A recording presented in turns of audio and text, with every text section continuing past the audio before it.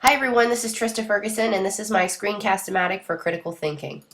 First of all, I just want to start off by telling you what the definition of critical thinking is. And there were several that I found online, but this was the one that I like the best. It's the ability to make and carry out informed decisions by efficiently utilizing your education, your knowledge, your experience, common sense, reasoning, intuition, and feelings.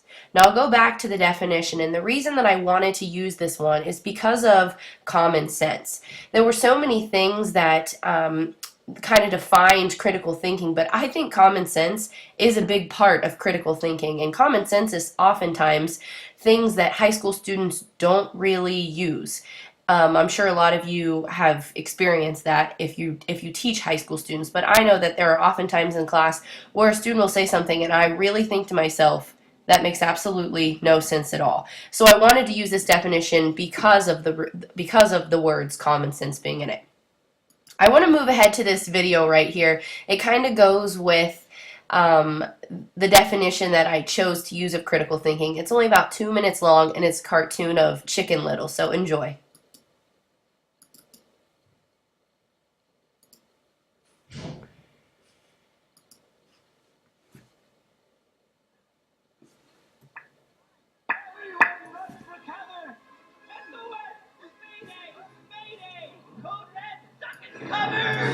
You're all in danger!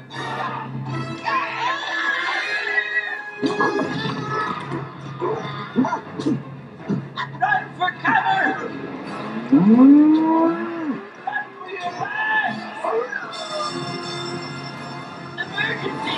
Emergency!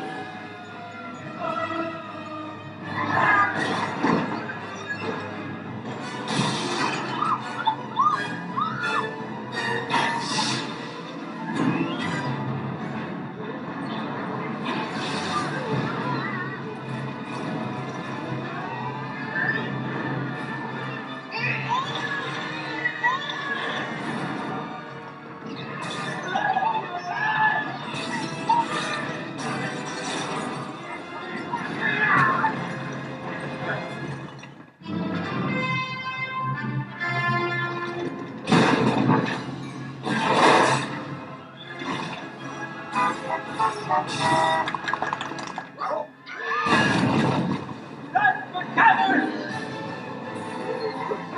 Chicken Little! What is it? What's going on? The sky is falling! The sky is falling! The sky is falling! Are you crazy? No, it's true. Come with me. No, son. What? It happened under the old oak tree. I'm not making this up. And I know it's here. There's a piece of the sky somewhere on the ground here. It was shaped like that. It looks like a stop sign? Yes, only it doesn't say stop, and it's blue, and it has a cloud on it. And it hit me on the head. It looks like a stop sign. Well, look, wait, what's that? Son, is this what hit you? Oh, no, Dad, it was definitely a piece of the sky. I'm telling Piece of the sky. It's okay, everyone. Yeah, no. There's been like a little mistake. No. It was just an acorn that hit my son. A No, little acorn. Dad, no. Quiet, son. This is embarrassing enough already. Chicken Little, what were you thinking? Why would you put your town's safety in jeopardy? How could you mistake a stop sign for an acorn? But a big acorn level flat. What did he say? A big acorn level flat. It was a big acorn? It was an ape throwing coleslaw? A big acorn level. I'm going to go back now to the definition one more time and kind of relate the definition to the Chicken Little video.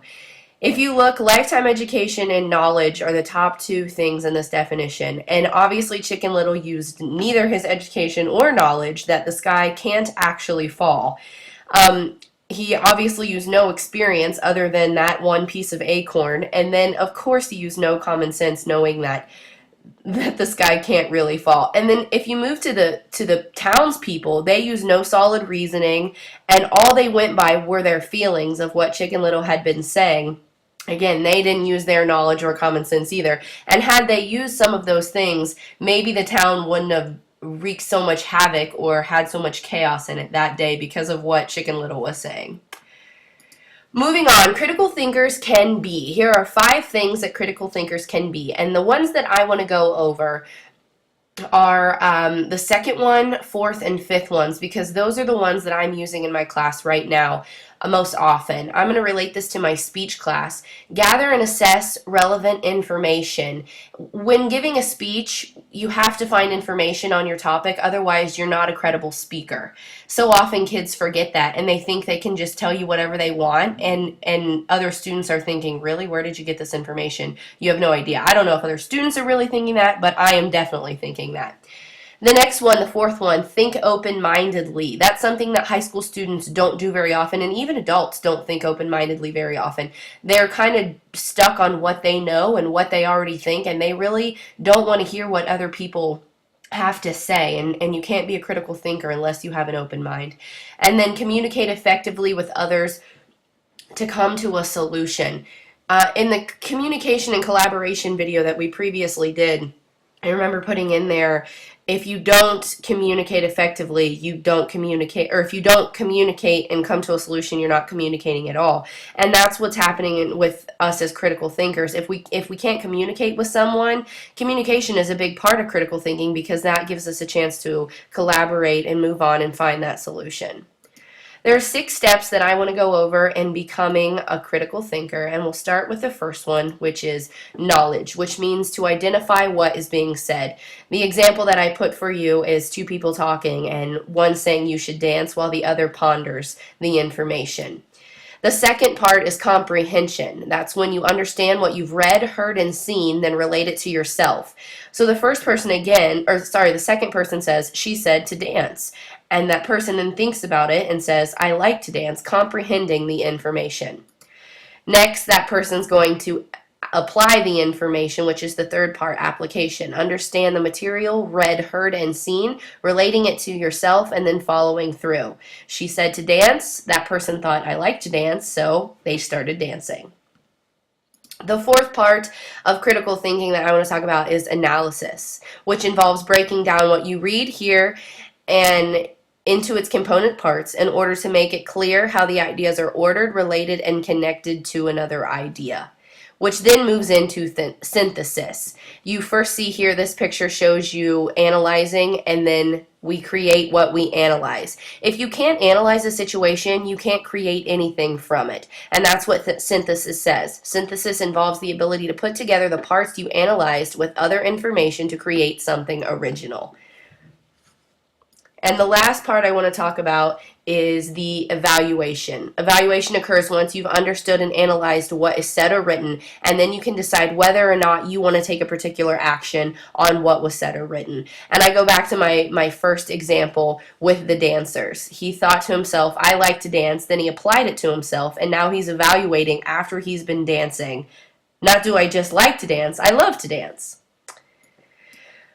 All 6 steps of those critical thinking process, again, it goes from knowledge to comprehension, application, analysis, synthesis, and evaluation. And I think if you use those 6 steps, you'll become an effective critical thinker. And I think as teachers, if we take those 6 steps and apply them to our students, we'll make our students effective critical thinkers also. The references that I used, these 2 top websites, were where I got all my information, problemsolvingtechniques.com, and then the Rickenbach Introduction to Critical Thinking was a case study that I found online. It was really interesting, and it had a lot of cool information where I found the 6 steps of critical thinking. And then I found all my pictures and all my different components of the graphics that I used at discoveryed.com, which is a website that we use a lot at Dodge City High School. Hope you enjoyed the presentation, and thanks for watching.